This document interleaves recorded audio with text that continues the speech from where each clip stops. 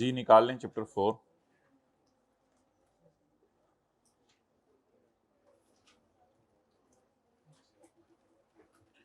अच्छा भाई ये सवाल निकालें। कौन सा क्वेश्चन कर रहे थे हम? 16 कर रहे थे ना। 16 में पॉइंट 1 करें। हाइब्रिड में लेट आने पे जरा खड़े रहे उधर। चलिए आप आ जाए अंदर। In view of the provisions of income tax ordinance 2001 बना दो जगह है, या फिर बाहर निकल जाओ, उसको आगे जाने तो आगे जाने से भी बैठ। लेकिन दीवार के साथ टेक लगा कभी देखें उधर भी सी हो जाएगा इंशाल्लाह, कोई मसला नहीं है। आने दिया करें अगले वाले को कोने पे, क्या फर्क पड़ता है भाई। नोट्स चाहिए इधर कि तीनों क्लासों में, और किस किस को नोट्स चाहिए पूरे चैप्टर के इकट्ठे लाना। क्या मतलब, ये कहाँ से आए हैं आप लोग? अच्छा पीआरसी के पेपर दे के आए हैं। और उधर उधर कितने लोग हैं भाई? उधर एसी क्यों नहीं चल रहा मोहतरम? एयर कंडीशनर, ये पक्षियों का जमाना आ गया उधर। तो झलें, कोई मसला नहीं, पक्षियां झलने मैंने मना तो नहीं किया।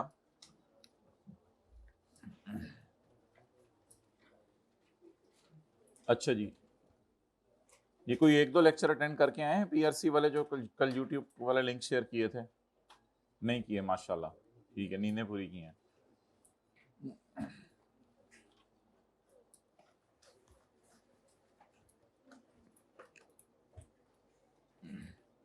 टेबल्स किस चैप्टर में किए थे? टेबल 1 और टेबल 2 किस लेक्चर में किए थे?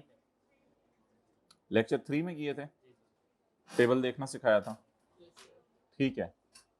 अभी जो हजरात पीआरसी वाले आए हैं और इनका जो है वो पहला दिन है, तो आप ऐसा करें कि अभी चले जाएं और जाके लेक्चर जो है ना 1 ले लें। 1 नहीं ले सकते तो पहले 3 ले लें, जिसमें टेबल है।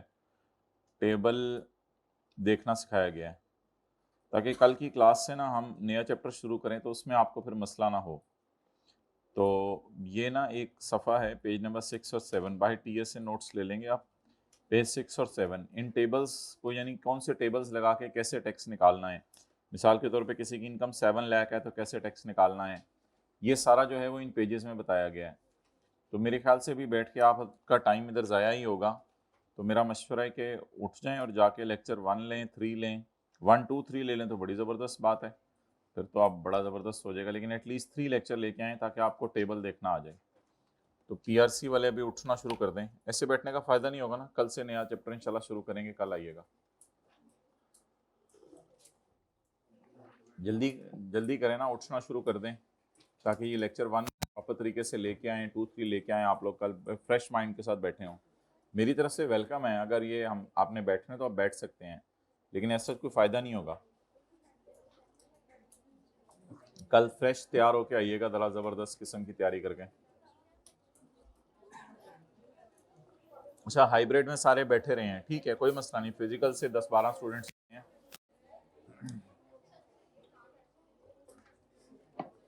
पॉज कर दो भाई। ये हाइब्रिड में क्यों एसी वाला मसला पहले हल करें ना। हो गया हल, इसको भरपूर नीचे करें, ये तो फिर बेचारे परेशान बैठे हैं बच्चे। माँ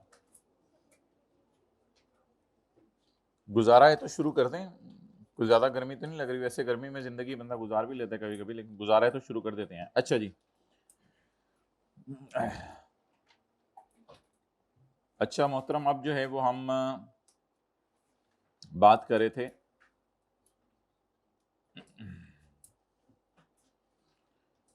पेज नंबर 14 पे आ जाए।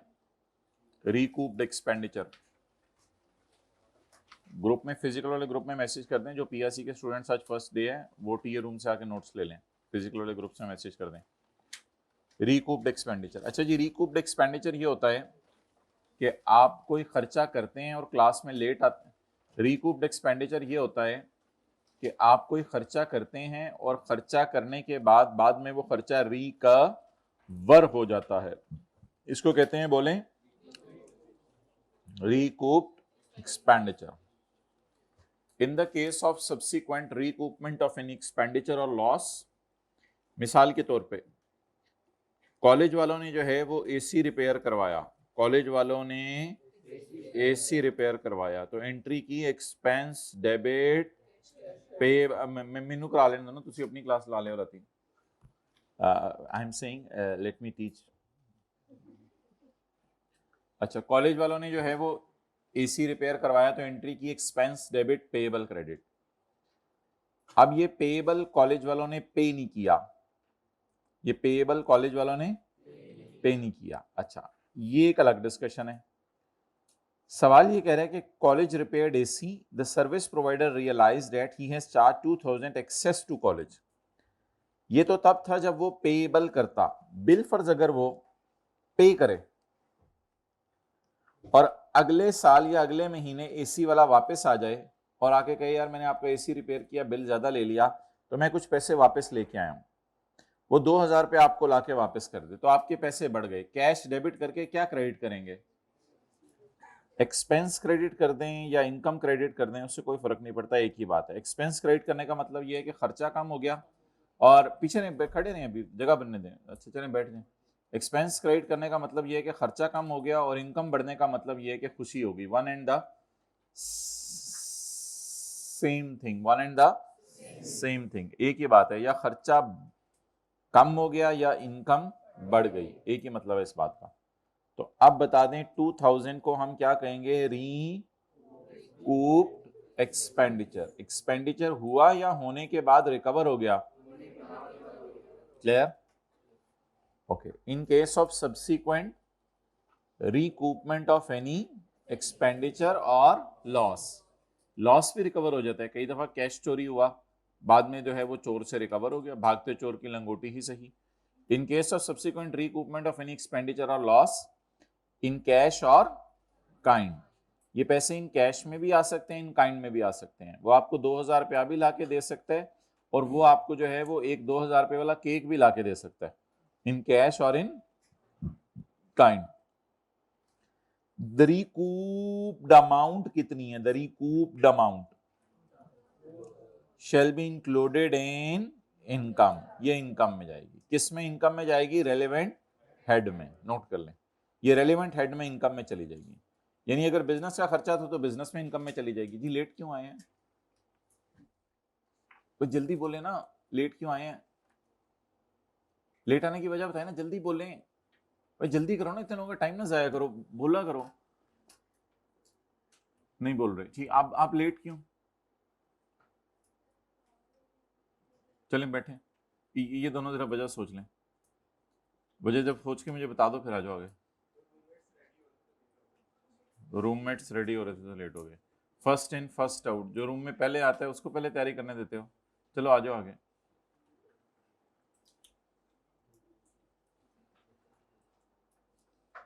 तो जब भी कभी आप कोई खर्चा करें और बाद में वो कवर हो जाए, किधर बैठ जाए, किधर बैठ जाए, हो जाए इधर, हो जाएगा सी इंशाल्लाह, कोई मसला नहीं। In case of subsequent recoupment of any expenditure और लॉस, अगर सब्सिक्वेंटली कोई खर्चा रिकवर हो जाए तो द रिकूप्ड अमाउंट को कहां डाल देंगे? इनकम में। किस हेड के अंदर? रेलिवेंट हेड के अंदर, जिस हेड में वो हुआ था।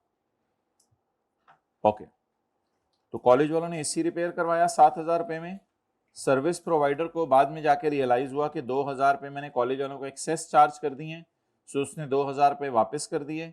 तो the recouped amount shall be included in the income eight rupees 2000 under the head income from business. Clear? Okay. Currency conversion, currency conversion ठीक हो गया टेम्परेचर हाइब्रिड में। करेंसी कन्वर्जन, ठीक है, हाथ नहीं खड़े करने। ओके। करेंसी ठीक हो गया टेम्परेचर हाइब्रिड में? नहीं सही हुआ अभी? अच्छा हो गया, दो ने हाथ खड़े कर दिए। करेंसी कन्वर्जन, पहली तो बात है कि हर अमाउंट इस कानून के अंदर किस में लेनी है आपने? पाक रुपीज में। Every amount taken into account under this ordinance shall be in rupees, ये रुपीज के अंदर होगी। Every amount taken into account under this law, यानी every amount taken into account का मतलब समझ ले recorded. Every amount recorded under this law should mean rupees. हर अमाउंट जो इस लॉ के अंदर रिकॉर्ड की जाए वो रुपीज में होनी चाहिए। जब कोई अमाउंट किसी ऐसी करेंसी में हो जो अदर देन रुपीज हैं, जो रुपीज के अलावा है, तो कन्वर्जन कर दी जाएगी at State Bank of Pakistan का rate, prevailing at the date at which the amount is taken into account. Taken into account का क्या मतलब है? रिकॉर्डेड, जिस दिन वो अमाउंट रिकॉर्ड की गई। मिसाल अगर कोई अमाउंट किसी और करेंसी में है तो वो स्टेट बैंक के रेट के ऊपर क्या कर दी जाएगी? कन्वर्ट कर दी जाएगी। कासिम ने परचेज की imported car on March 31, 2009।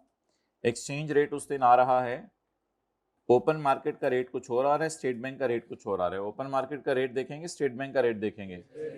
State bank का। 31 मार्च का रेट देखेंगे या 30 जून का रेट देखेंगे?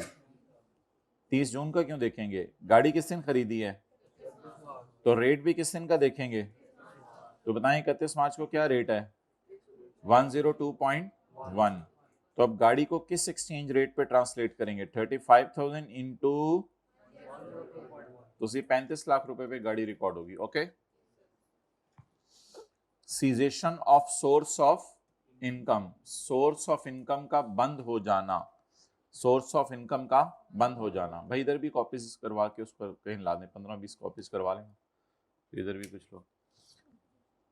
अगर कभी कोई सोर्स ऑफ इनकम बंद हो जाए, अगर कभी कोई सोर्स ऑफ इनकम बंद हो जाए और वो बाद में उससे पैसे मिलें, तो इसी तरह समझा जाएगा जैसे रिकूप्ड एक्सपेंडिचर है, यानी वो खर्चा रिकवर हो गया। अगर कोई सोर्स ऑफ इनकम बंद हो जाए तो उसको इनकम में डाल दिया जाएगा। मिसाल के तौर पर ये 2015 है, ये 2016 है। 2015 में कोई दुकान बंद हो गई, दुकान क्या हो गई? बंद हो गई।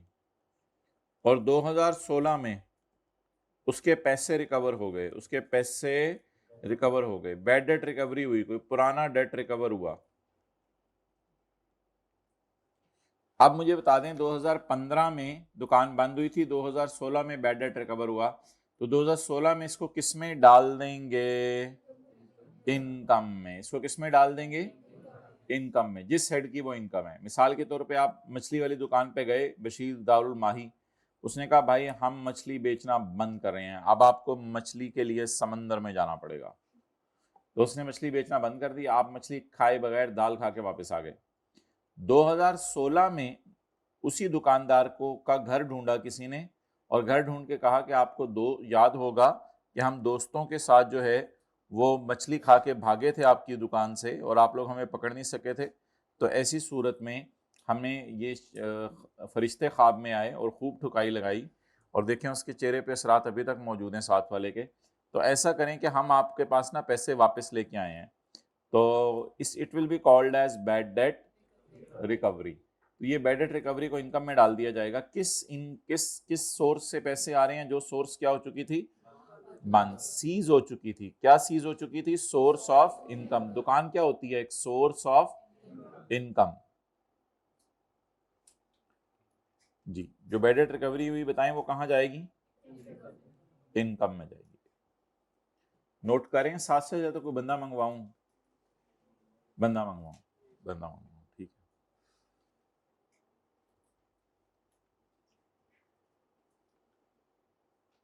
छोटा भाई ले आया कर,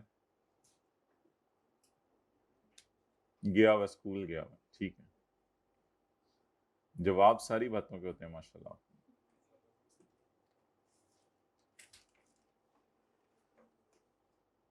कोई ऐसा तो नहीं जो आजकल इस दुनिया में कहता हूं अम्मी आपको क्या पता? हमारी क्लासों में तो अल्लाह का शुक्र है ऐसा कोई नहीं है। आगे में आजकल ऐसे बच्चे मार्केट में है ना। अस्तगफिरुल्लाह। If a taxable source of income, if a taxable source of income ceases to exist, अगर टैक्सेबल सोर्स ऑफ इनकम बंद हो जाए, ईदर को छोड़ें, before the commencement of year. हमारा साल कब कमेंस हो रहा है? 1 जुलाई 15 को हमारा साल कब कमेंस हो रहा है? उससे पहले ही कोई सोर्स ऑफ इनकम क्या हो जाए? बंद हो जाए। If a taxable source of income, मैं बोल देता हूं, इफ अ सीज, मैं पिछला बोल रहे हैं तुझे। If a taxable source of income,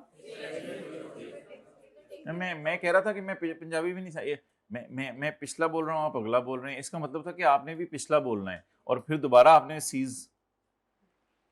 seize fire. If a taxable source of income ceases, बंद हो जाए, मेहरबानी, before the commencement of year, ये जो हमारा साल है ये शुरू होने से पहले ही सोर्स ऑफ इनकम बंद हो गई है ना। Then any subsequent benefit derived from it, subsequent benefit क्या है बताएं? बैड डेट रिकवरी होगी। अच्छा मैं इधर ही बैठा हूं, इस तरह आपने बोलना है बैड डेट रिकवरी होगी, ठीक है, त्रा नहीं काटना। Then any subsequent benefit derived from it, then any try, then any subsequent benefit derived from it shall be taxable. You are not supposed to change your tone. ऐसे ऐसे बच्चे आ गए हैं मार्केट में, अम्मी नमक, अम्मी नमक, अजीब बंदा, तो जमीन हिल कर रह जाती है जब ऐसे बोलते हैं बच्चे। Then any subsequent benefit derived from it is taxable in the normal way. वो सब्सिक्वेंट बेनिफिट नॉर्मल वे में टैक्सेबल होगा, एस्यूमिंग, क्या एस्यूम करेंगे? That source of income has, assume करेंगे सोर्स ऑफ इनकम बंद नहीं हुई, सोर्स ऑफ इनकम हैज बंद नहीं हुई at the time income was derived, जिस वक्त आपने इनकम कमाई है उस वक्त सोर्स ऑफ इनकम बंद, एज्यूम कर लिया जाएगा, हालांकि बंद, लेकिन एज्यूम किया जाएगा बंद, हालांकि बंद हो गई है सोर्स ऑफ इनकम, लेकिन एज्यूम किया जाएगा बंद नहीं। पढ़ें एक मिनट। अगर कभी कोई सोर्स ऑफ इनकम बंद हो जाए हमारा साल शुरू होने से पहले, तो ऐसी सूरत में अगर बाद में कोई बेनिफिट आए तो उसके ऊपर टैक्स देना पड़ेगा सादा तरीके से, और ये एज्यूम कर लेंगे कि वो दुकान बंद नहीं हुई थी, क्योंकि दुकानदार ये कहेगा कि भाई दुकान बंद हो गई है, अब मैंने इस पे टैक्स नहीं देना। हम दुकानदार को कहेंगे पुत्र तेरे दो कान हैं, ऐसी बातें ना कर भाई, बेटा दुकान बंद तो हो गई है लेकिन पैसे तो तुझे ही मिले हैं ना। वो कहेगा दुकान बंद, हम कहेंगे एज्यूम कर ना बंद, कहेगा बंद ना बंद, बंद ना बंद, ये चलता रहेगा फिर। जी अब बोलें जी। Okay thank you thank you thank you, I have got you, thank you. अच्छा नेक्स्ट जी, 2016 में इनकम 2016 में इंक्लूड होगी। Shall be taxable in the normal ways. अच्छा जी, अच्छा ऐसा भी तो हो सकता है कि ये ख्वाब आपको 2015 में ही आ जाए। भाईजान ख्वाब का पता है? ये ख्वाब, ठीक, ख्वाब का पता है ना, ख्वाब का पता है ना, वो जो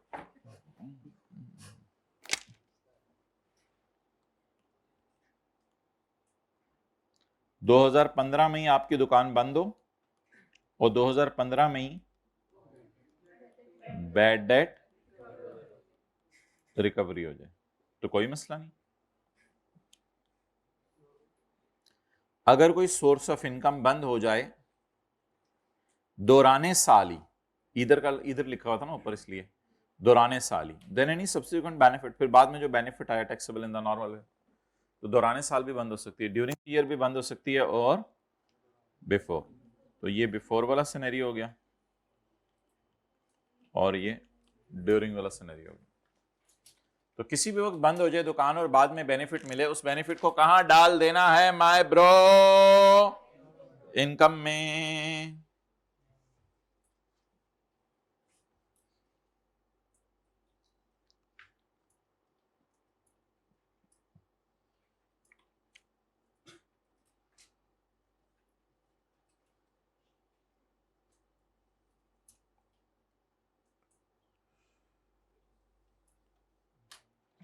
ओके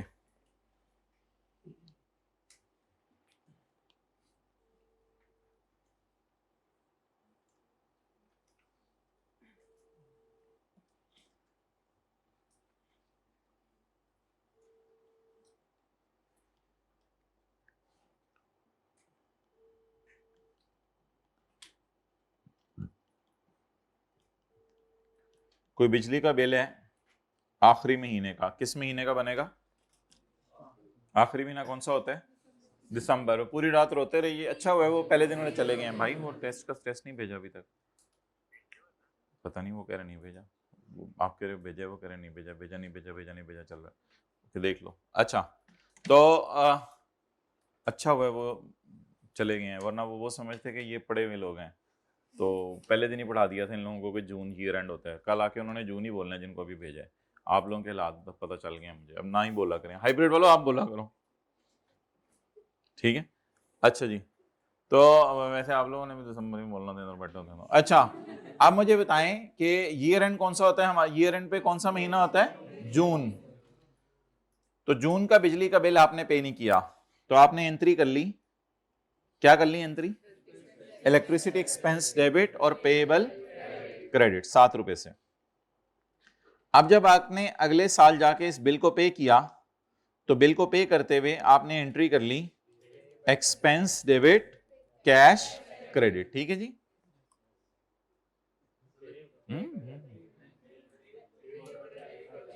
पेएबल खत्म होगा क्योंकि खर्चा तो ऑलरेडी रिकॉर्ड हो गया। जो ऐसे कर रहे थे वो डबल खर्चा रिकॉर्ड करेंगे, यानी 14 रुपए एक्सपेंसेस में डालेंगे, हालांकि बिजली का बिल कितने रुपए का था, 7 रुपए का था। तो अगर ऐसा हमने कर लिया तो फिर तो डबल डिडक्शन हो जाएगी, फिर क्या हो जाएगी, डबल डिडक्शन। और हमने प्रिवेंट किसको करना है, डबल डिडक्शन को। डबल डिडक्शन को हमने करना है या डबल डिडक्शन को प्रिवेंट करना है, एक खर्चा एक ही दफा करेंगे या 2 दफा करेंगे। अम्मी मैंने बुक खरीद ली, अम्मी मैंने वही वाली बुक दोबारा खरीद ली, तो डबल तो नहीं खर्चा आप कर सकते, ठीक है। तो ये गलत है, इसकी जगह क्या होना चाहिए, अब प्रिवेंट होगी डबल डिडक्शन या रिकॉर्ड होगी डबल डिडक्शन, प्रिवेंट होगी। अब डबल डिडक्शन हुई या सिंगल डिडक्शन हुई, और प्रिवेंट हो गई डबल डिडक्शन। पहले मुझे पढ़ा लेने दीजिएगा, फिर उसके बाद नोट कीजिएगा। अगर कभी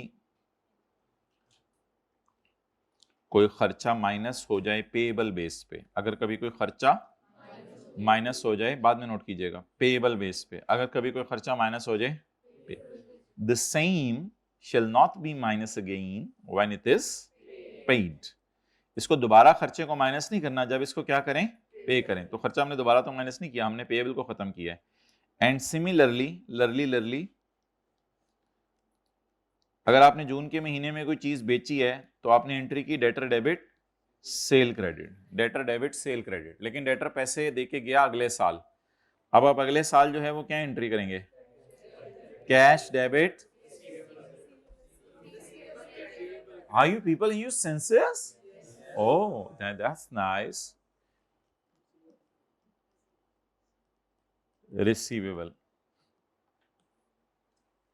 तो अब डबल इनकम रिकॉर्ड हुई है या डबल इनकम रिकॉर्ड होने से बच गई, क्या रिकॉर्ड हुई है, सिर्फ सिंगल इनकम। Done, okay. ये नोट करेंगे या बंदा बुलाऊं, बंदा बुलाएं। अभी से आपने हालात देखें जरा,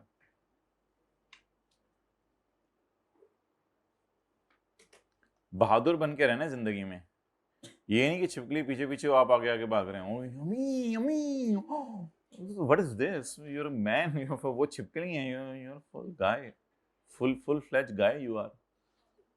लाओ जुत्ती थे मारो, अम्मी अम्मी। बहादुर बन के जिंदगी गुजारते हैं या हंसने के 2 तरीके हैं। नोट्स बांट दें इस क्लास में, दूसरी में भी चाहिए होंगे। हाइब्रिड में कितना को चाहिए, 2 3 बॉयज हाइब्रिड में चाहिए, दूसरे में भी 3 4 चाहिए। इधर बांट दें पहले, ऐसे करके हाथ खड़ा रखें जिनके पास नोट्स नहीं है।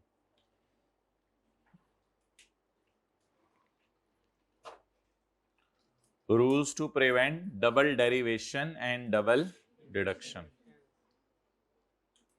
आप पहली लाइन भी पढ़ लें, बस अब ऐसे हाथ खड़ा रखेंगे इंशाल्लाह पहुंच जाएंगे, वरना तो फिर उनको नहीं पता चलेगा।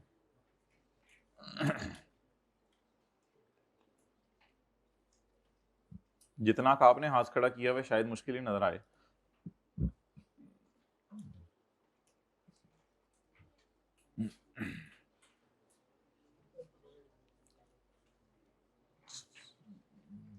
चलें, अब जरा आखिरी दफा हाथ खड़े कर दें ताकि उनको पता चल जाए। राइट साइड पे भी अगर आप पढ़ें जरा,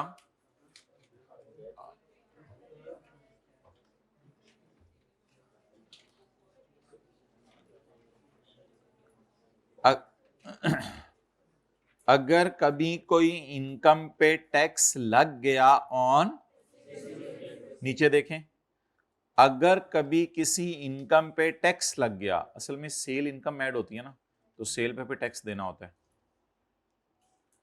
अगर कभी किसी इनकम पे टैक्स लग गया on receivable base, it shall not be taxable against when it is received. इसको दोबारा टैक्सेबल नहीं करना जब ये रिसीव हो, एंड वाइस वर्सा को छोड़ो। लाइकवाइज इसी तरह, if any expenditure is, if any expenditure, इधर देखा करें ना, if any expenditure is deductible on payable base, it shall not be deducted again. इसको दोबारा माइनस नहीं किया जाएगा व्हेन इट इज पेड, जब इसको क्या किया जाएगा, पे किया जाएगा। जी दोनों क्लासेस में भिजवा दी, कॉपी हो रहे हैं, ठीक है। फ्रेश तंदूर से मंगाएगा, गरम गरम नोट्स, खस्ता, crispy, spicy, soggy.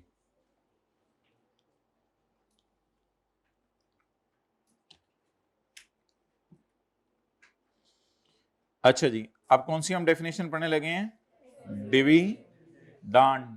Dividend, dividend क्या होता है, कंपनी प्रॉफिट्स कमाती है और प्रॉफिट्स कमा के अपने शेयर होल्डर्स को देती है। तो if you talk about a company, अगर हम एक कंपनी की बात करें तो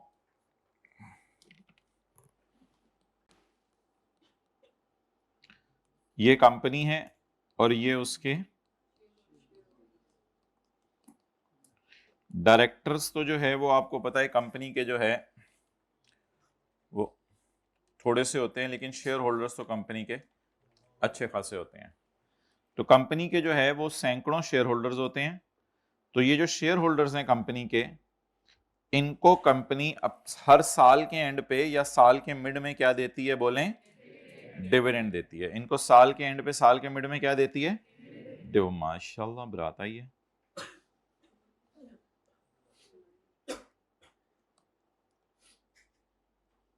ओके, तो कंपनी हर साल के एंड पे बोले अपने शेयर होल्डर्स को क्या देती है, डिविडेंड देती है। तो शेयर होल्डर्स के लिए ये क्या बन जाती है, इनकम। शेयर होल्डर्स की बन जाती है इनकम। ये चढ़ चढ़ के बोल रहे हैं मुझे डिविडेंड दो, डिविडेंड दो, वापस आ पेड़ जल्दी इधर। ठीक है, तो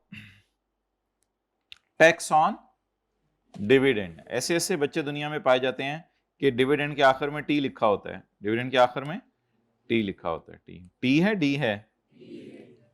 अ टैक्स इम्पोज्ड, एक टैक्स जो लगेगा एट प्रेस्क्राइब रेट, किसी प्रेस्क्राइब रेट के ऊपर लगेगा हर बंदे के ऊपर जो कि क्या कमाए, डिविडेंड। किससे कमाए, कंपनी से कमाए। टैक्स लगाया जाएगा मल्टीप्लाई करने से rate of tax to the gross amount. Gross amount को मल्टीप्लाई करेंगे रेट से तो डिविडेंड के ऊपर टैक्स लगेगा। अब ग्रॉस अमाउंट का मतलब क्या है, ग्रॉस अमाउंट का ये मतलब है, लिखिए कि डिविडेंड में से खर्चे माइनस नहीं करने। ग्रॉस अमाउंट का मतलब ये है, डिविडेंड में से खर्चे माइनस नहीं करने। लिख लें, कुछ नहीं, क्या बॉल पॉइंट अप्रिशिएट कर देगी। डिविडेंड में से खर्चे माइनस नहीं करने।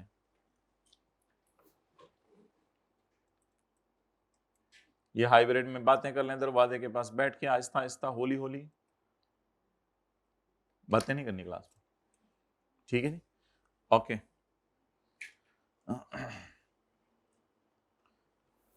अच्छा, ग्रॉस अमाउंट का मतलब ये होता है कि डिविडेंड में से क्या माइनस करने की जरूरत नहीं है, खर्चे माइनस करने की जरूरत है। मिसाल के तौर पे आप पीटीसीएल के शेयर होल्डर हैं, पीटीसीएल ने ऐलान किया कि पुत्र इधर डिविडेंड ले।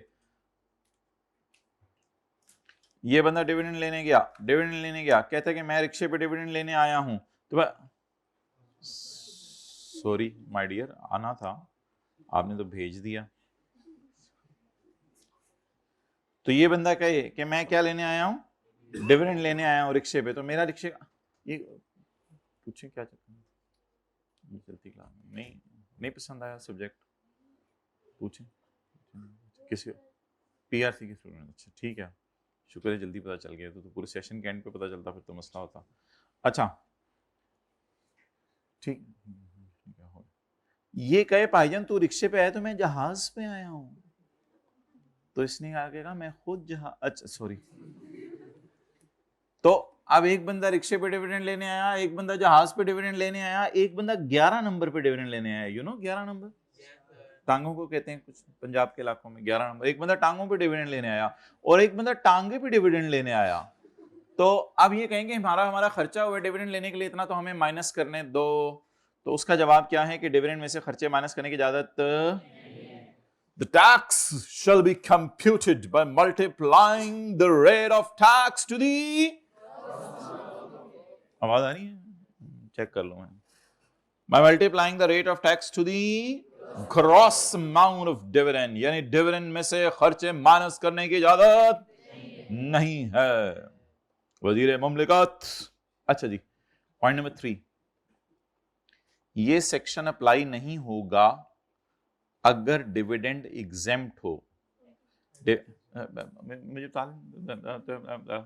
मैं बोलूं, कई दफा कंपनीज नई नई बनती हैं तो ऐसा होता है कि हुकूमत कहती है कि इस कंपनी की इनकम पर टैक्स नहीं है, तो फिर ऐसी सूरत में अगर वो कंपनी अपने शेयर होल्डर्स को डिविडेंड बांटती है तो उस पर टैक्स नहीं है।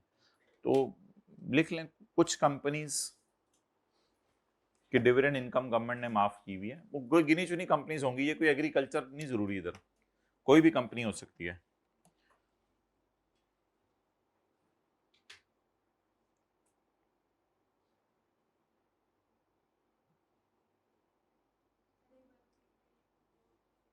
नहीं बिल्कुल भी नहीं, क्योंकि साथ वाले ने लिख लिया, देखें, हाँ लिखें कुछ कंपनीज, अब पता नहीं क्या लिखवाया था मैंने, बोलो कुछ कंपनीज के डिविडेंड, कुछ कंपनीज के डिविडेंड पर टैक्स गवर्नमेंट माफ कर देती है, लिखवाया शायद।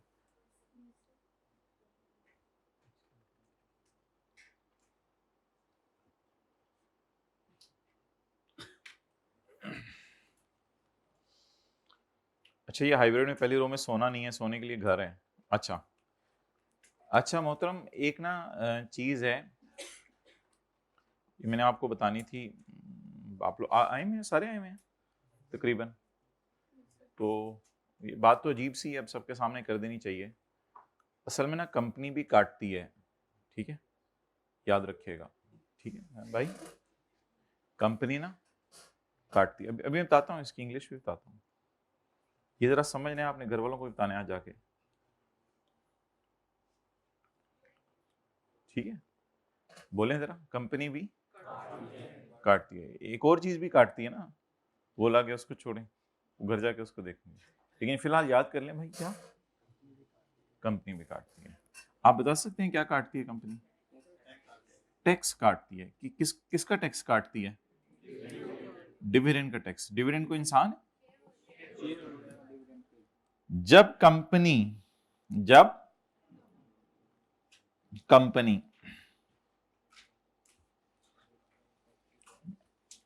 मैं नहीं गया आगे, शेयर होल्डर ने अर्न किया, earn dividend of ₹2 lakh, share holder ने 2 लाख रुपए डिविडेंड अर्न किया, कमाया। उन्हें के एक दो और पेन चार्ज करके रखें।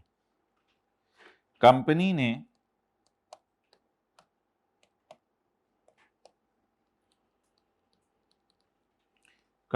पेड ₹1,70,000 only after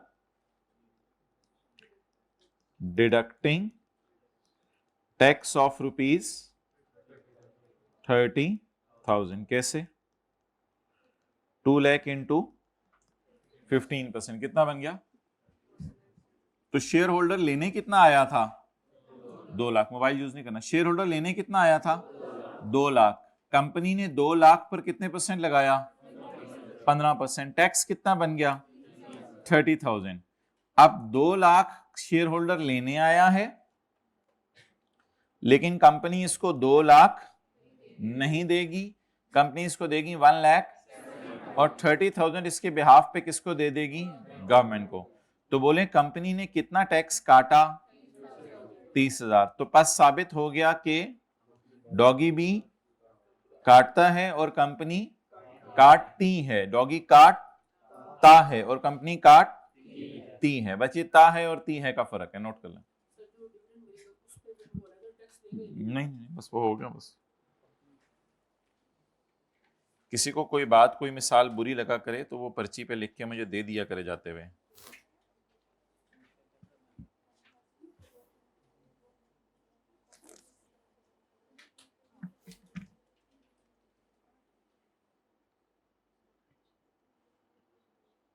जी भाई, कहाँ बरकत मार्केट से कॉपी होने गए?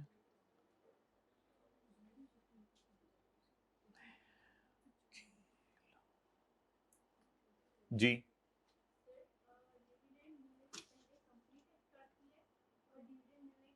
कोई नहीं, कोई बाद वाला कोई चक्कर नहीं, बस पहले वाला ही चक्कर रखा हुआ है हमने सारा। क्या हुआ, कैलकुलेटर गुम हो गया हुआ है? अच्छा लेट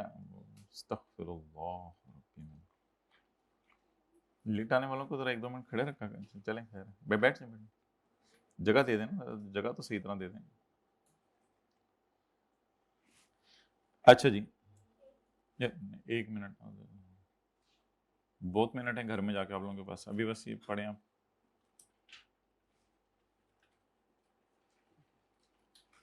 बोलें every company paying dividend shall काटे क्या काटे? टैक्स काटे। किस पे काटे? ग्रॉस। ये बंदा कह रहा है मुझे 2 लाख डिविडेंड मेरा बना है, लेकिन 5,000 रुपए मेरे रिक्शे वाले ने ले लिया, क्योंकि रिक्शा मुझे जो है वो कराची से लाहौर लाया था। तो ये 5,000 माइनस करने की इजाजत है? टैक्स किस पे काटना है? डिविडेंड की ग्रॉस अमाउंट पे। Every company paying a dividend shall काट tax on gross amount of dividend following are the rates of dividend. अगले सफे पे क्या दिए हैं डिविडेंड के रेट्स दिए हैं। ये रेट आपने याद करने हैं या पेपर में दिए होंगे? पेपर में दिए होंगे। याद करने हैं या पेपर में दिए होंगे? पेपर में दिए होंगे। बस दिए रहने देंगे या उनको यूज भी कर लेंगे? दिए रहने देंगे। अच्छा ठीक है। तो डिविडेंड के ऊपर जनरल टैक्स रेट है 15%। कितने परसेंट है? 15%। तो tax rates on gross amount of dividend received from a company, dividend कौन देता है? कंपनी देती है। 15% इन केस ऑफ इंडिविजुअल और एओपी। इंडिविजुअल और एओपी के केस में क्या रेट है? देने वाला कौन है? कंपनी। दे किसको रही है? इंडिविजुअल और एओपी को। इंडिविजुअल शेयर होल्डर है या एओपी शेयर होल्डर है? एओपी क्या था? Partnership firm. तो इंडिविजुअल भी हो सकता है कंपनी का ओनर, और एओपी भी कंपनी के शेयर्स खरीद सकती है। टैक्स रेट जरा ऊपर से पढ़ें। अब ये ना ऐसी पढ़ लें, बस कोई याद भी नहीं करना घर जाके। ये जो भी रेट दिया होगा 7.5%, 25%, 29%, बस जो भी रेट दिया होगा वो पेपर में आपने यूज कर देना है। तो अब हम देखते हैं कंपनी किस किस को डिविडेंड दे सकती है। Tax rates on gross amount of dividend received from company 7.5% in case of dividend paid by independent power producers. जो वापडा से हट के बिजली बना रहे हैं ना, अगर वो कंपनीज डिविडेंड बांटें तो उनको इनकरेज किया जा रहा है कि अपने शेयर होल्डर्स की डिविडेंड इनकम पर 1 लाख पे 15,000 रुपए काटें या 1 लाख पे 7,500 काटें। 7.5% in case of dividend paid by independent power producer where such dividend is a pass-through item under an implementation agreement or power purchase agreement or energy purchase agreement is required to be reimbursed by central power purchasing agency or its predecessor or successor entity। ये बातें बिल्कुल जानना जरूरी नहीं है, बस independent power producer का लफ्ज आया तो आगे ये ना समझ लेना या ना याद करना है, बस एक दफा पढ़ लीजिएगा बेशक। तो कितने परसेंट डिविडेंड का रेट लगेगा? और 15% इन केस ऑफ इंडिविजुअल्स एंड ये जनरल रेट है, जनरल रेट 15% है। Real estate investment trust and any other person not covered by 7.5 and 25% category. ऊपर ना 7.5% कैटेगरी अलग आ रही है, नीचे 25% कैटेगरी अलग आ रही है। तो रियल एस्टेट इन्वेस्टमेंट ट्रस्ट वाले जिन पे 7.5 नहीं लगता क्योंकि वो तो इंडिपेंडेंट पावर प्रोड्यूसर नहीं है या वो इधर भी नहीं है, ये देखते हैं। तो जिस पे 7.5 और 25 नहीं लगता उस पे भी क्या लगेगा, 15%, चाहे वो रियल एस्टेट का काम ही क्यों ना कर रहा हो। तो अगली line, 25% in case of a person receiving dividend from a company where no tax payable by such company due to exemption of income और carry forward of business losses और क्लेम ऑफ टैक्स क्रेडिट्स। कई companies ऐसी होती हैं जिनकी business income government माफ कर देती है। कई कंपनीज ऐसी होती हैं जिनकी बिजनेस इनकम गवर्नमेंट माफ कर देती है। अच्छा, ये दो टैक्स हम पढ़ेंगे आने वाले दिनों में। एक होता है कंपनी की इनकम पर टैक्स, वो अलग है, वो कंपनी अपने बिजनेस पे देती है, और उसमें से जो प्रॉफिट बचा जब वो शेयर होल्डर को बांटती है वो डिविडेंड पे टैक्स है, वो अलग है। तो कंपनीज का ये डबल नुकसान होता है कि कंपनीज एक दफा पहले अपनी इनकम पे टैक्स देती हैं, फिर जब शेयर होल्डर को पैसे देती हैं फिर दोबारा टैक्स काटती हैं, तो ये डबल टैक्सेशन होती है। कहते हैं कुछ कंपनीज ऐसी हैं, जैसे एग्रीकल्चर कोई कंपनी कर रही हो, एग्रीकल्चर इनकम कमा रही हो, तो कुछ कंपनीज की हमने बिजनेस इनकम माफ की हुई है। अगर वो कंपनीज अपने शेयर होल्डर को डिविडेंड दें तो डिविडेंड इनकम उनकी माफ नहीं की हमने, फिर डिविडेंड पे हम कितने परसेंट टैक्स लगाएंगे, जान ले लेंगे। डिविडेंड पे कितने परसेंट टैक्स लगाएंगे, 25%। लेकिन ठीक है, आप कंपनी बना के एग्रीकल्चर का काम ना करें, आप इंडिविजुअल रह के एग्रीकल्चर का काम कर लें, फिर आपकी इनकम टोटली माफ है। लेकिन अगर आप कंपनी बना के एग्रीकल्चर का काम करेंगे तो आपकी बिजनेस इनकम तो माफ होगी, लेकिन जब साल के एंड पे बचे कुचे प्रॉफिट शेयर होल्डर को बांटेंगे तो वो बिजनेस इनकम है या वो डिविडेंड इनकम है। बिजनेस इनकम कौन कमाता है, कंपनी। और फिर बिजनेस इनकम में से जो बच जाता है, बचा कुचा, वो किसको बांटा जाता है, शेयर होल्डर्स को। तो कहते हैं अगर कोई ऐसी कंपनी है जिसकी बिजनेस इनकम हमने क्या की हुई है, माफ की हुई है, या उसके इतने ज्यादा लॉसेस आ रहे हैं कि उसकी इनकम आ ही नहीं रही, ये बातें ना आप पढ़ेंगे चैप्टर 14 में, अब ये लफ्ज इसलिए मैं इस पे ज्यादा फोकस नहीं कर रहा। या कोई कंपनी ऐसी है जो टैक्स क्रेडिट लेना चाह रही है, ये टैक्स क्रेडिट भी चैप्टर 6 में पढ़ेंगे। जब ये एक दफा पूरी किताब पढ़ लेंगे ना तो फिर आके ये लाइनें पढ़ेंगे ना तो हम कहेंगे ओ अच्छा अच्छा अच्छा अच्छा, ये लिखा हुआ। तो इसलिए ये भी ऐसी बातें नहीं है कि मैं आपको कहूँ याद करें जाके। बस कुछ लोगों के लिए रेट बोलें क्या, कुछ के लिए, कुछ के लिए, और कुछ लोग म्यूचुअल फंड्स में इन्वेस्टमेंट करते हैं। म्यूचुअल फंड्स आगे ना दूसरी कंपनीज के शेयर खरीदते हैं, ये होते हैं म्यूचुअल फंड्स, शायद आपने पढ़ा हो कभी जिंदगी में कहीं। तो म्यूचुअल फंड दूसरों के शेयर खरीदते हैं, अब ये लिखना जरूरी नहीं, तो उसके लिए डिविडेंड के रेट ये हैं। अगर कोई फिक्स्ड इनकम फंड है जिन्होंने इंटरेस्ट की तरह पैसे देने हैं, तो फिर अगर इंडिविजुअल और एओपीज उनके शेयर खरीद लें तो कितने परसेंट है, और कंपनीज खरीद लें तो 20, और dividend out of income from equity and dividend out of income from debt security, तो फिर ऐसी सूरत में रेट डिफरेंट है। बहरहाल ये बातें ना आप छोड़ दें, एक दो दफा नजर मार लीजिएगा, ये भी मैंने आपको कोई डिटेल में अभी नहीं बताई क्योंकि आने वाले दिनों में ये हम पढ़ेंगे चीजें, तो फिर मैं आपको बता दूंगा ये क्या चीजें हैं। बस जनरल रेट क्या है, 15%। बाकी कुछ लोगों के लिए 25, 15, 29 है, वो बस वो अलग है। अच्छा जी, अब हमने एक बड़ा इंपॉर्टेंट सवाल करना है, question number 1। Babar is engaged, किसके यहां हुआ है रिश्ता इसका, अच्छा सॉरी, इन द बिजनेस पढ़े ना, थोड़ा खुल के बात किया गया है। Babar is engaged in the business, भाई ये परों को इसी के ऊपर कर दें। Babar is engaged in the, ये पहले वाला, Babar is engaged in the business of selling auto parts, following is the retail of his income, income from business कमाई है 12 लाख, डिविडेंड इनकम कमाई है 3 लाख, ज़कात पेड इन ज़कात and insurance 50,000, compute the total income, taxable income and net tax payable by Babar. Okay, ये दो incomes कमा रहे हैं, एक हमारी बिजनेस इनकम कमा रहा है और एक कौन सी इनकम कमा रहे हैं, डिविडेंड इनकम कमा रहे हैं। भाई किधर से सफे कॉपी होने के लिए गए हैं मेरे भाई, कहां से सफे कॉपी होने के लिए गए हैं।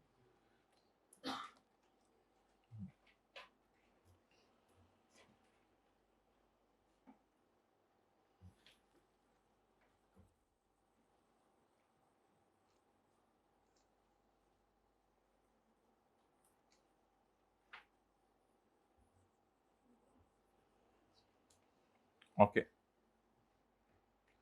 जाएं दूसरी दोनों क्लासों में किसी को भेजें।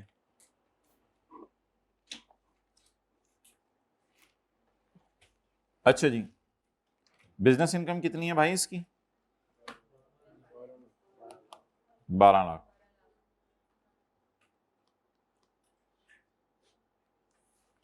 Income from business 12 lakh.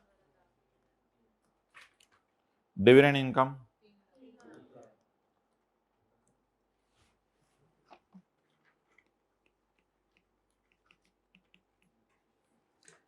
इसको कहेंगे फाइनल टैक्स रिजीम की इनकम।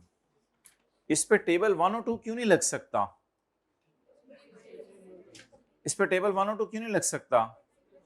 क्योंकि ये इनकम हमने पढ़ लिया था, कौन सी इनकम समझी जाएगी? फाइनल टैक्स रिजीम की। जी हाइब्रिड में किसी को ना मिले हो नोट साथ खड़ा कर दें बस, ठीक है, उधर बॉयज हाइब्रिड में चले जाएं। तो ये इनकम कौन सी हो गई भाई? फाइनल टैक्स रिजीम की इनकम। अब आप मुझे बता दें कि ये इनकम जो है वो इसकी कितनी बन रही है? डिविडेंड इनकम कितनी बन रही है? 3 lakh.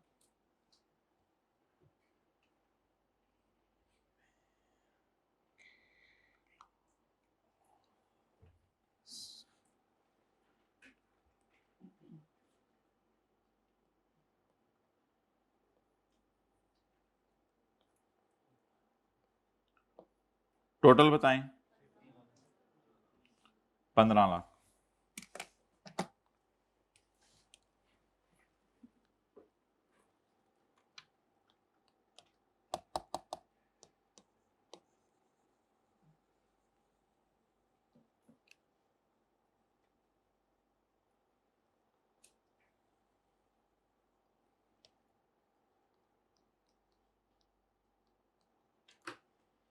Income from business 12 lakh. अच्छा, डिविडेंड को ना हम अदर सोर्स कह दिया करेंगे, लेकिन ये अदर सोर्स इनकम वो वाली नहीं है जो कि हमने जो है वो वैसे पढ़ा था। ऐसी बरकत के लिए इसके साथ अदर सोर्स का लफ्ज लगाया जाता है, क्योंकि ये किसी हेड ऑफ इनकम में नहीं गिरती, क्योंकि ये नॉर्मल रिजीम की इनकम नहीं है। इस पे टेबल 1 और 2 नहीं लगना, इसलिए आगे फौरन लिख दिया करेंगे फाइनल टैक्स रिजीम की इनकम। इसके फाइनल टैक्स के रेट हैं, इसके अलग रेट हैं, इस पे नॉर्मल रेट नहीं लगेंगे। अब 15 लाख आपकी आ गई टोटल इनकम। लेकिन एक काम करें, फौरन डिविडेंड को बाहर निकाल दें। डिविडेंड को बाहर निकालने का मकसद ये है कि अगर आपने इसको इधर पड़ा रहने दिया तो इसके ऊपर कौन सा टेबल लग जाएगा, टेबल 1 या 2। लेकिन हम ये टेबल नहीं लगाना चाहते, क्योंकि डिविडेंड के लिए कौन सा रेट है? अलग। तो income from other source final tax regime, जिसका नाम क्या रखा था? डिविडेंड। इसको कहें आप यहां से तशरीफ ले जाएं, आ जाके खोती board 12 lakh is back. 12 lakh वहीं आ गया, आ जाके 12 लाख वही आ गया, इनकम फ्रॉम बिजनेस। अब आप इसमें से, आपको पता है नॉर्मल इनकम में से ज़कात माइनस करने की इजाजत है। अब आप ज़कात ज़कूत माइनस करें। ज़कात है, ज़कूत है, ज़कात है। कितनी ज़कात है? 50,000। ये 50,000 माइनस करें और डंके की चोट पर करें, कोई ऐसी परेशानी वाली बात नहीं है। 50,000 की ज़कात माइनस करें और आज आप जो है वो मुझे जवाब दे दें। 11,50,000।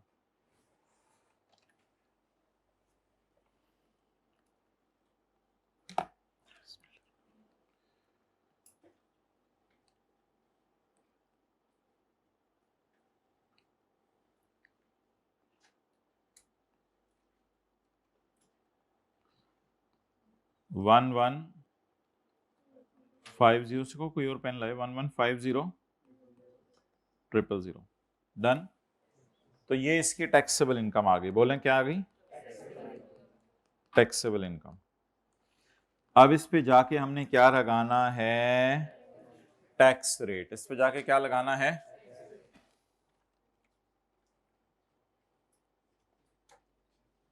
कि 11,50,000 पे टैक्स कितना बनता है? Serial number 2, 15% of amount exceeding. जी क्या बना जवाब? 5,50,000। ला रहे हैं वो पेन, वो और ले।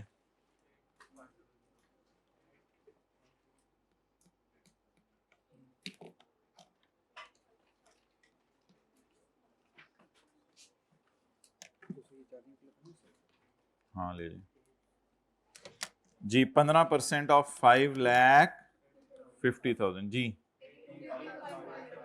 82,500। चलें जी, यहां तक नोट करें।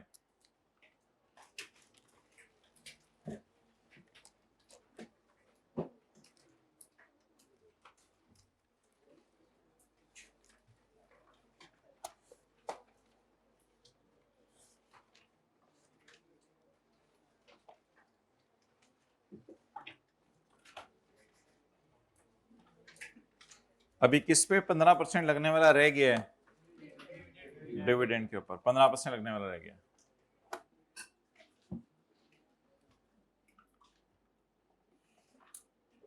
क्या हुआ भाई? Okay, yellow shirt.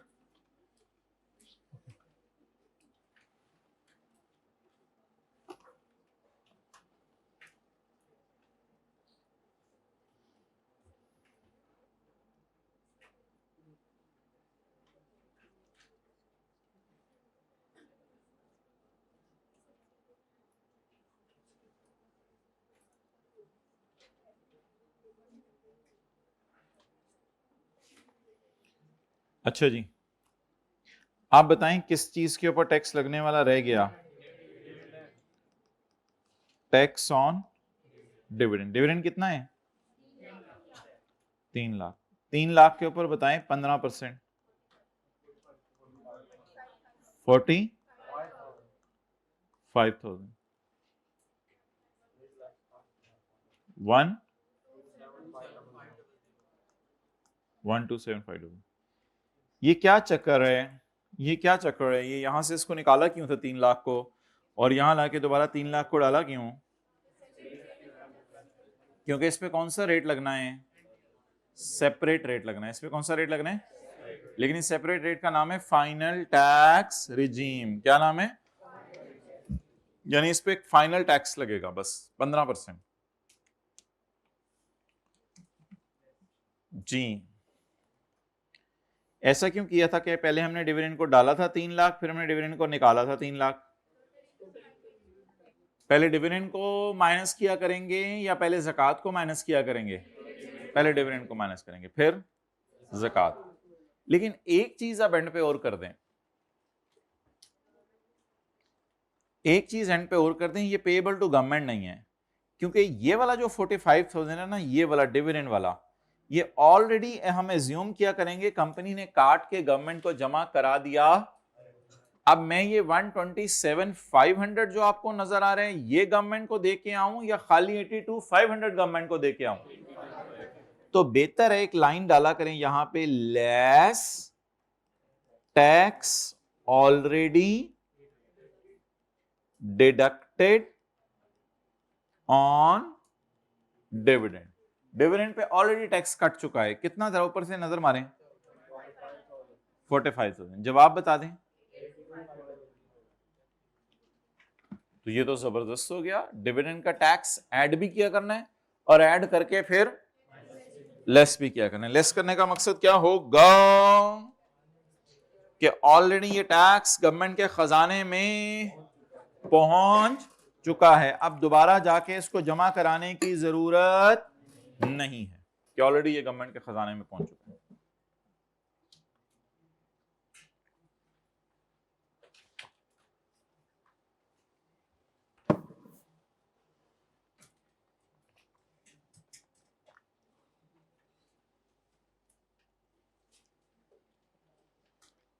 इसी तरह सोल्यूशन हुआ है। ओके,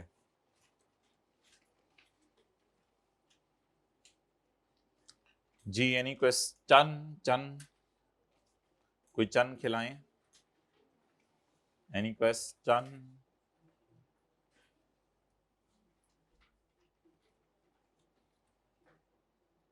तो पहले आपने 12 लाख बिजनेस इनकम कमाई, उसमें 3 लाख डिविडेंड ऐड किया, इनकम कितनी हो गई? 15 लाख। उसमें से 3 लाख डिविडेंड माइनस कर दिया, दोबारा इनकम कितनी होगी? इसमें से आपने ज़कात माइनस करनी है। डिविडेंड में से नहीं किया करनी ज़कात माइनस, 3 लाख में से नहीं करनी, इसमें से ज़कात माइनस करनी है। तो जवाब क्या आ गया? 11,50,000।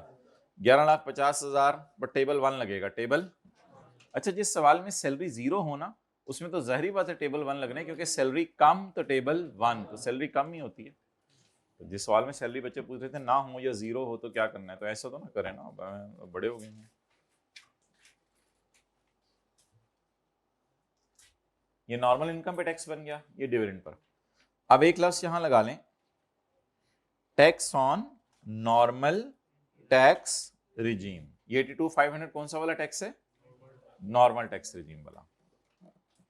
और अगर इसके साथ लगाना है छोटा सा, tax on final tax regime, ये छोटा सा जिसको मैंने येलो में हाईलाइट किया, tax on final tax regime. Okay guys, guy okay.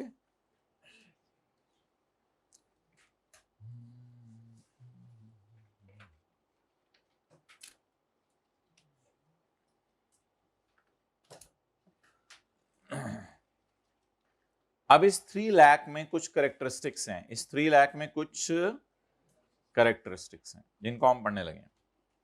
ये करेक्टरिस्टिक्स अगले सफे पे आगे हम पढ़ेंगे।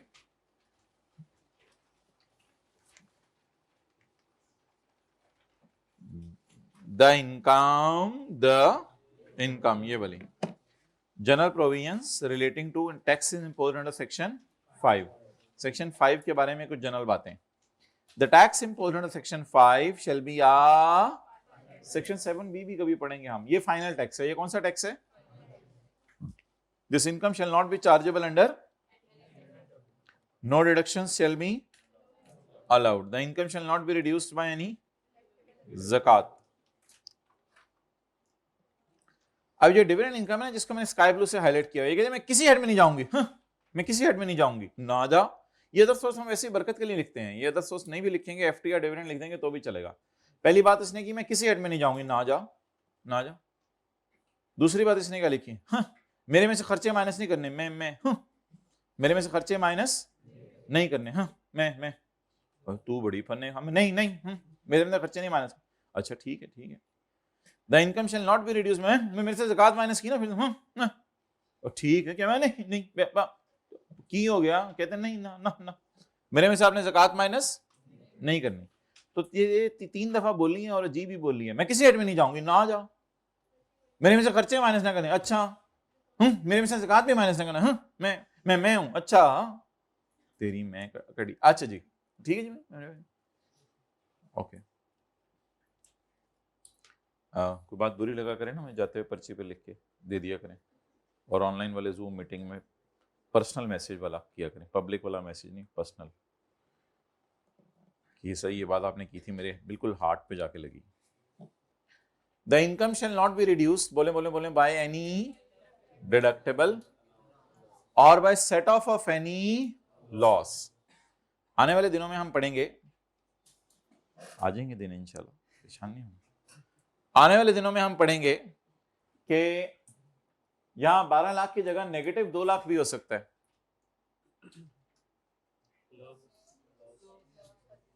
साथ वाले को ऐसे कहें, देखें उसकी तरफ से।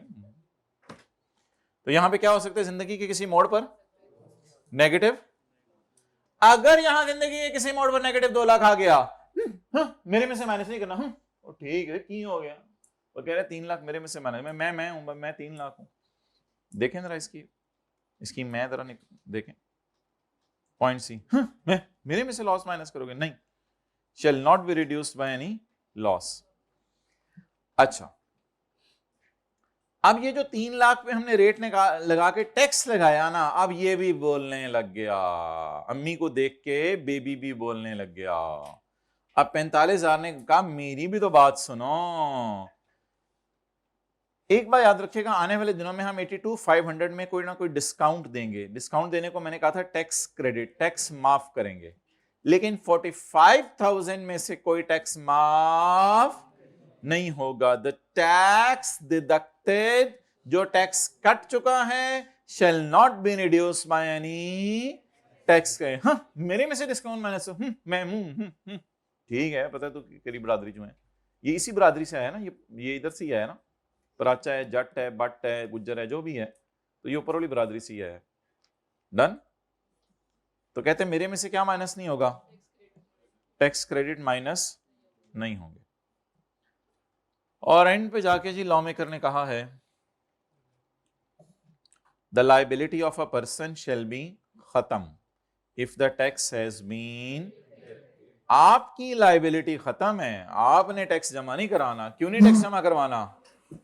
क्योंकि ऑलरेडी कत चुका है। बोले ऑलरेडी कत चुका है। अब ये सारी बातें याद करके साथ वाले को सुना दें। हाँ हाँ करना है हर दफा। मैं किसी हेड में नहीं जाऊंगा। हाँ फिर आगे बोले अगला फिक्रा। बोलो भाई इसके साथ इस तरह, बी एक्सप्रेसिव इन लाइफ। बोलो मैं किसी हेड में नहीं जाऊंगा। आगे बोलो। हाँ मेरे में से खर्चे माइनस नहीं होंगे। हाँ बोले साथ साथ। और भाई कंधे को ना मारो उसके, हाथ दोगी यहाँ, क्या कर रहे हो?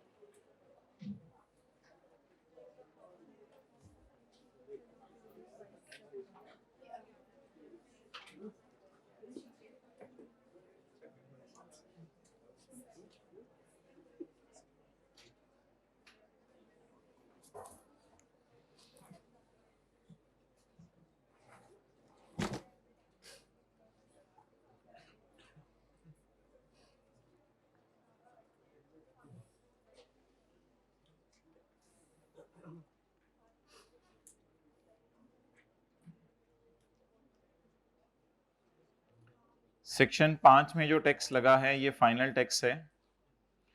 हम आपको रूल्स पढ़ाने लगे हैं ऐसी इनकम के जिस पे टैक्स लगता है फाइनल टैक्स रिजीम के तहत। ये जनरल प्रोविजंस हैं ऐसे टैक्सेस के बारे में जिन पे सेक्शन 5 लगता है।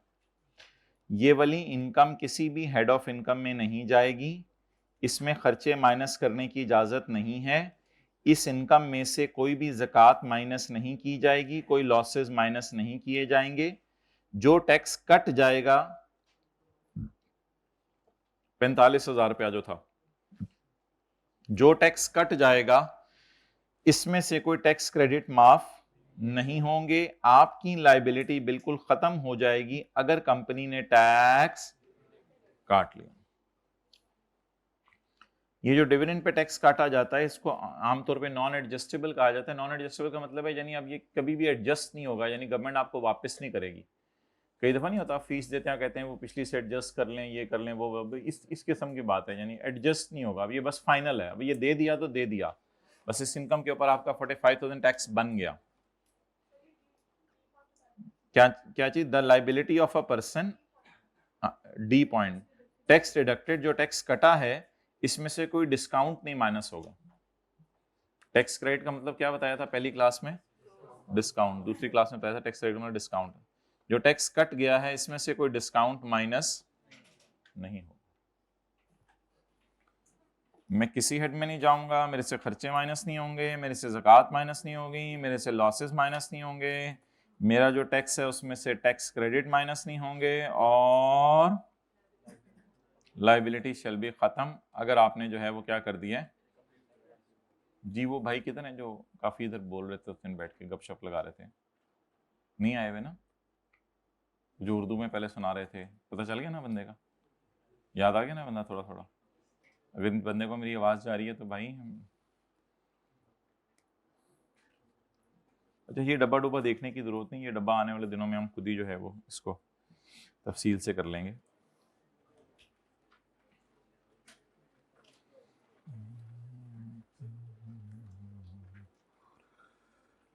अब वो हमारी दो चीजें रह गई ना, वर्कर वेलफेयर फंड और वर्कर प्रॉफिट पार्टिसिपेशन फंड। पहले जरा डेफिनेशंस पे आ जाएं रेजिडेंट और नॉन रेजिडेंट की।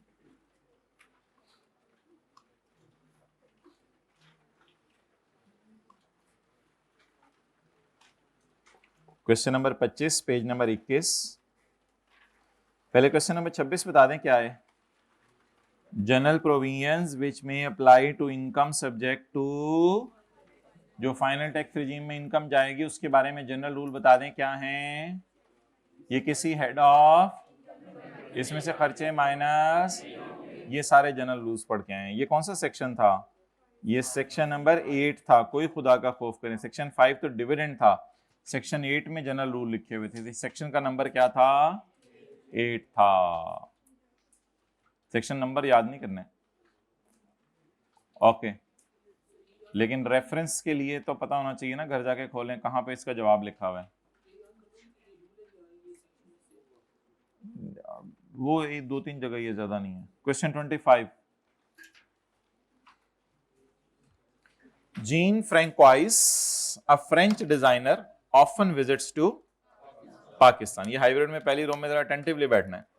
हाँ और शुक्रिया। Gene Francois a French designer, ये हल्का फुल्का भी नहीं, हम इंशाल्लाह रिलैक्स करने देंगे, आप लोग मौका तो दें हमें। Jean Francois a French designer often visits to Pakistan, ये पाकिस्तान आता जाता रहता है। हालांकि इसकी अम्मी जो है वो अच्छा फ्रेंच है। Often visits to Pakistan for promotion of his products. During his latest visit, ये लास्ट विजिट, ये जो अभी भी आया था लास्ट टाइम, जीन फ्रैंक आया नहीं आता, जीन फ्रैंकोइस पिछले दिनों अखबार में भी खबर थी, जीन फ्रैंकोइस आ गया दोबारा। तो during his last visit he stayed in Pakistan from 10 July 20x8 to 25 February 20x9। Determine the marital status of residential status, sorry मादरत नहीं, मादरत, ये तो आप बुरा ना जाए, दिल पे ले लेते हैं फौरन। डिटरमिन द, तो वाल सेट कर ले। Determine the residential status of gene François for tax year 20x9। assume that Comey has granted him permission to use calendar year as of, assume करें कमिश्नर ने उसको इजाजत दे दी है कि तुम अपने कैलेंडर ईयर को यूज कर लो एज अ,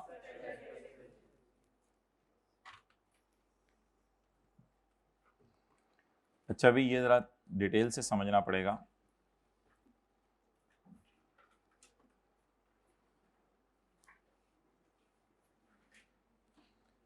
अगर एक बार चुप,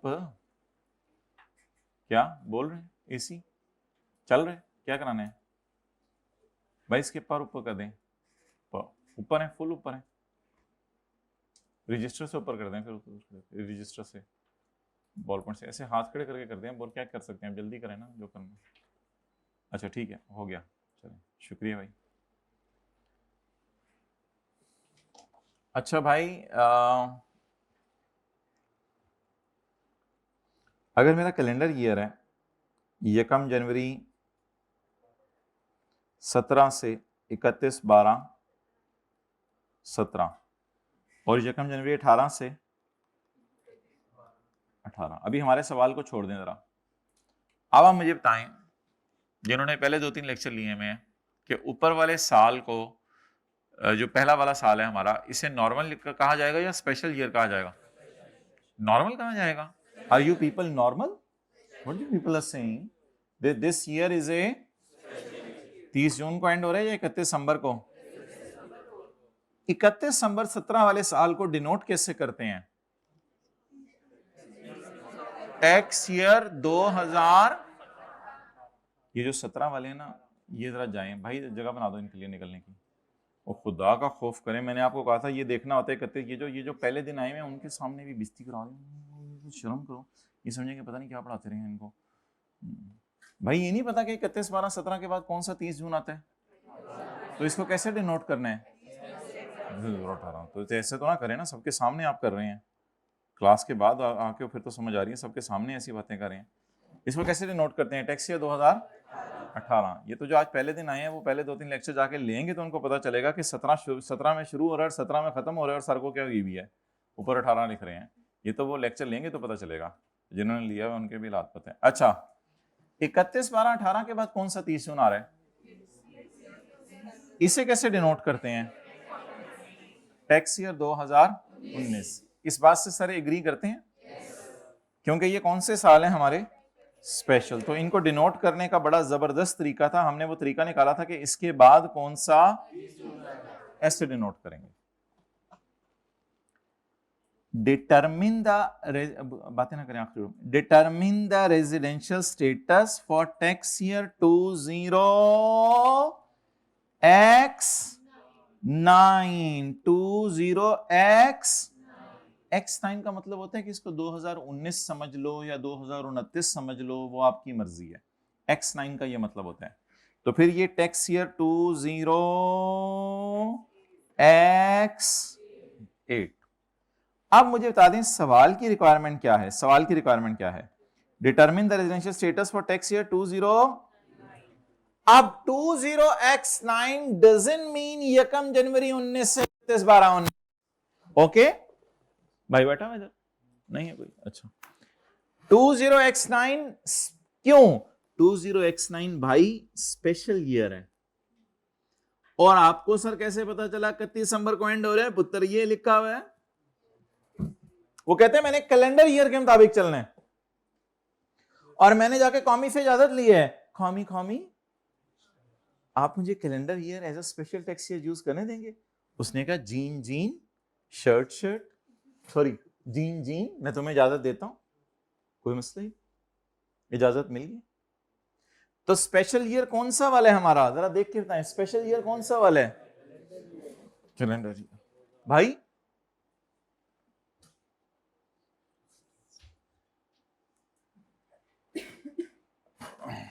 इधर ही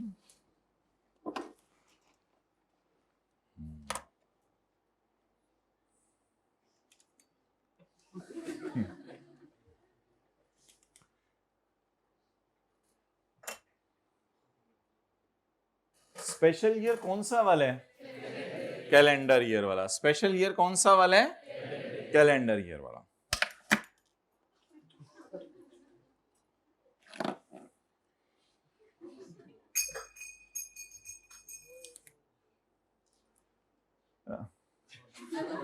स्पेशल ईयर कौन सा वाला है बोलें? कैलेंडर ईयर वाला। तो 2000 जो 9 है, 2009, इससे क्या मुराद है? 2019।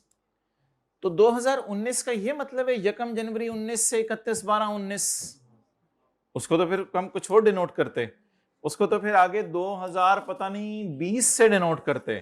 तो ये 2009 जरा क्या बनेगा? सोच के बताएं 2009 क्या बनेगा? यकम जनवरी 18 से 31/12/18। ये बात समझ आ गई? आप मुझे बताएं ये हमारा शहजादा कितना अरसा पाकिस्तान में रुका? ये लो भाई, ये हमारा ब्यूटीफुल वॉइस। अच्छा, ये हमारा शहजादा कितना अरसा पाकिस्तान में रुका? मतलब ये होता है कि घर वाले कह रहे हो रहने दे, मतलब कर दें, यानी फिर बैठ गए। नहीं मैं कर लूंगा रहने दो।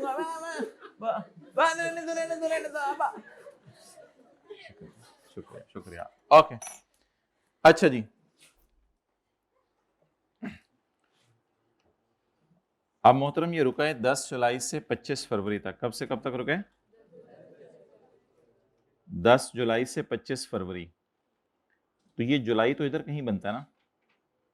10 जुलाई से 25 फरवरी 20x9 2019 25 फरवरी 2031/12/18 है ये। और वो रुका है 25 फरवरी बोले 2019। यहां तक रुका है ना?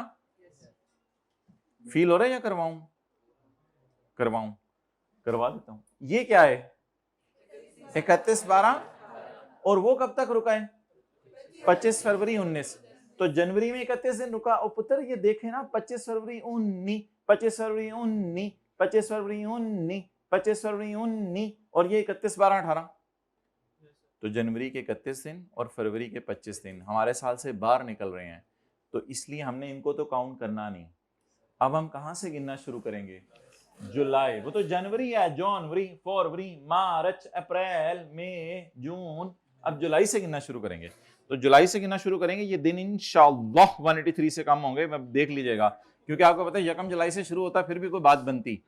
तो ये जुलाई में कितने दिन रुका? 22। अगस्त में 31। 31 के बाद कौन सा आ रहा है आजकल? सितंबर आ रहा है आपके इलाके में? 30। अक्टूबर में, नवंबर में, दिसंबर में, जनवरी में। क्यों क्यों? भाई भाई बॉल पेन मुंह से निकाल, बॉल पेन मुंह से निकाल। That's like a good guy. Now tell me. 170. Hence prove the Jean Francois is non-resident as per the first criteria. भाई समझ आई तुझे? Jean Francois is non-resident as per the second को इंशाल्लाह लगाते हैं हम, अभी आपके सामने लगाएंगे, ऐसा लगाएंगे कि आपके जिम में बता दूंगा, नहीं लगेगा। नोट कर लें या करा दूं? कर लिया? कर लिया? कितने लोगों ने कर लिया? ओके, बाकी कर लें। कर लिया, समझ आ जाता है ना? कर लें, कर लिया को हम जरा शॉर्ट करके टाइम सेव करने के लिए, इसके लिए तो पहले 3-4 क्लासें लेनी पड़ेंगी।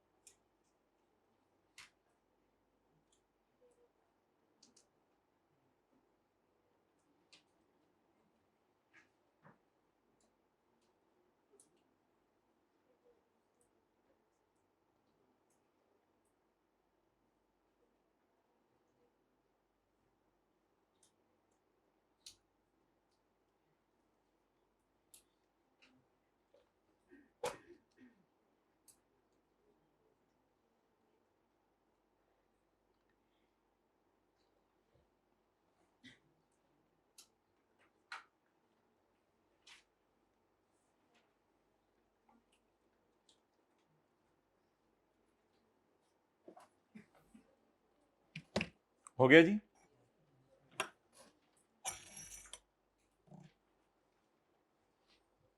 भी जरा अब्दुल्ला को कहें मुझे बताएं, अरेंज करें।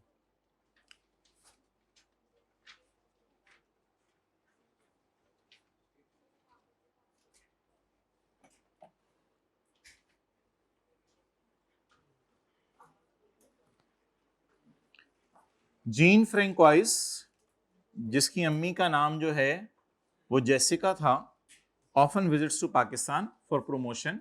मुझे पता है, मुझे पता है, आईकेप से पूछा था ये sir. For promotion of his products during his last visit he stayed in Pakistan from 10 July 2018 to 25 February 2019। अभी यहाँ से हमें पता नहीं चल रहा कि इसका नॉर्मल टैक्स ईयर है, स्पेशल टैक्स ईयर है, ट्रांजिशनल टैक्स ईयर है। अभी हमें जीन चढ़ा हुआ है दिमाग पे। First of determine the residential status of the for tax year 2000। अब मुझे अभी भी पता नहीं चाहिए, इतना सा पढ़ के पता क्या चलेगा? अगर इसके आगे ना लिखा होता तो इसका क्या मतलब होता? अगर इसके आगे कुछ ना लिखा होता है, ज़्यूम अगर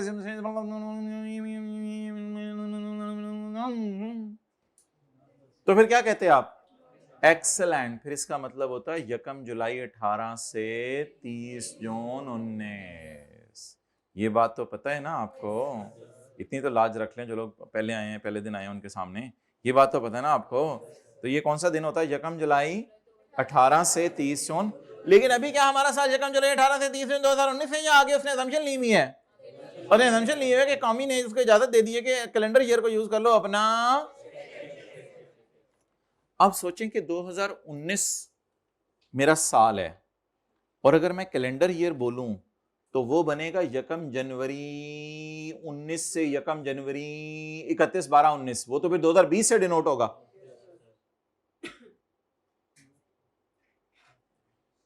करें 7 वाले कैसे हाथ में?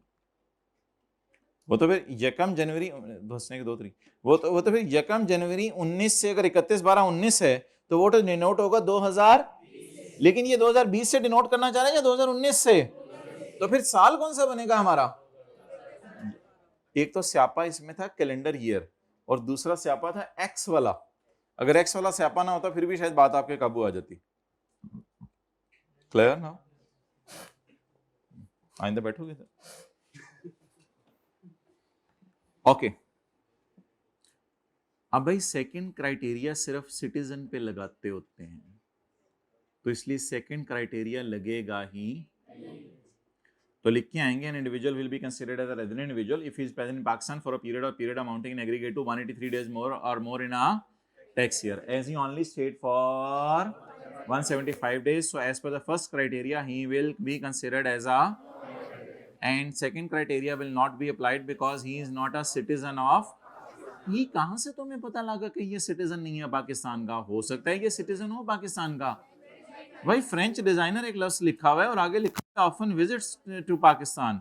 ये तो नहीं लिखा हुआ Jean Franco is a French designer और her mother Jessica married Ahmed in the Pakistan in the Multan and इस तरह की बातें लिखी हुई हैं।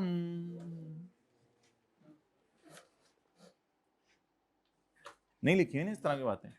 तो फिर ये सिटीजन, सेकंड क्राइटेरिया किस पे लगना है? सिटीजन पे। Question number 22, under the provisions of Khalaji ordinance made for Khalaji and rules made thereunder, discuss the residential status all for tax year 2017। इधर तो कोई मसला नहीं। 17 का मतलब होता है यकम जुलाई 16 से 30 जून 17। इतना तो पता है ना आपको?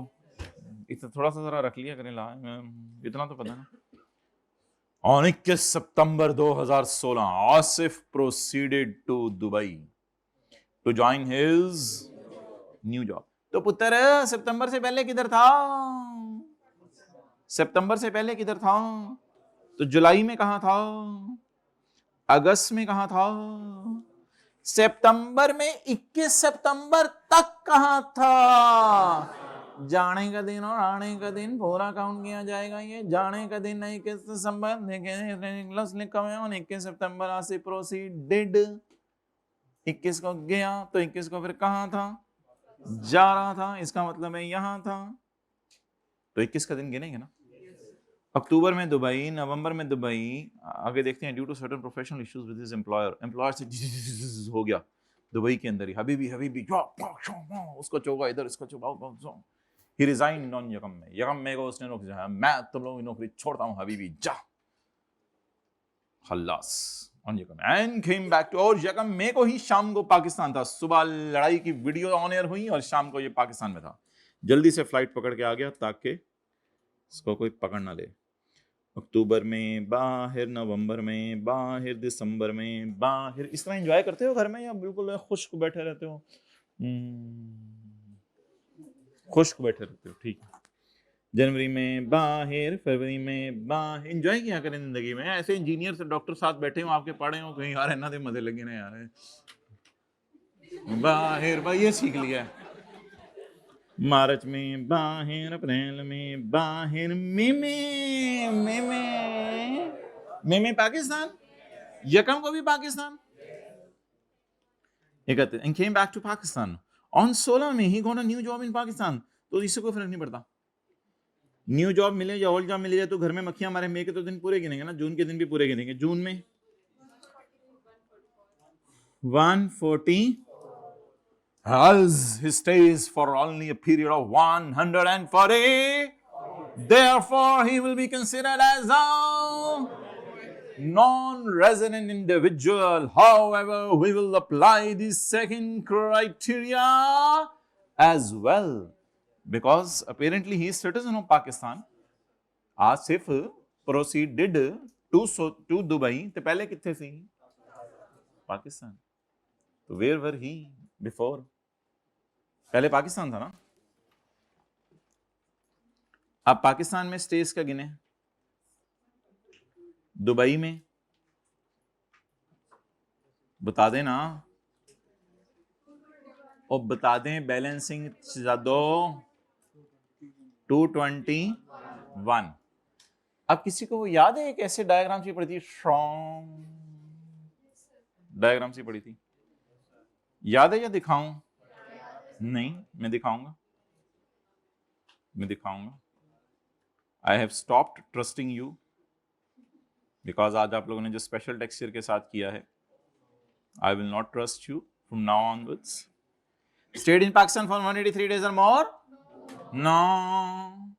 A citizen of Pakistan? Yes. Present in any other country for more than 182 days? Yes. So as per the second criteria, the Chaped is also, the Asif is also a, so hence proved he is equal to MC square. Hence proved he is non-resident. इस तरह की बात आप करेंगे ना आइंदा, तो ये उठा के सीट जो है ना इससे मारी जाएगी। Hence proved he is, कुछ समझ आए 1.5 घंटा क्या हुआ है? नहीं सच्ची सच्ची बताओ, खड़े हो जो रिकूप्ड एक्सपेंडिचर। रिकूप एक्सपेंडिचर, जो हम एक्सपेंडिचर करते हैं तो उसके बाद जो हमें वापस मिल जाते हैं, तो उसको हम क्या नाम है इनकम के तौर पे रिकॉर्ड करेंगे। ये तो आज सेम डे था ना, जरा देख लूं जेब में पैसे, सेम डे था ना, सेम डे इसने फौरन सही बताया। और टीचर का प्रेशर भी होता है ना, एक फील करो प्रेशर। तो कितने रुपए बनते हैं? 100 रुपये। 100 रुपये ज्यादा हो जाएगा यार, ये तो अभी उर्दू में बताया इसने, ये तो सेम डे वाला था ना, कल वाला होता तो इंग्लिश में पूछते हैं हम। 50 रुपये बनते हैं यार, ये ना कल 50 रुपये ले आना, ठीक है? कल आप मुझे 50 रुपये नाम देना, कल से मैं भी पहली लाइन में पहले नंबर पे बैठूंगा। आज ही ट्राई कर लें, करें ट्राई इंशाल्लाह।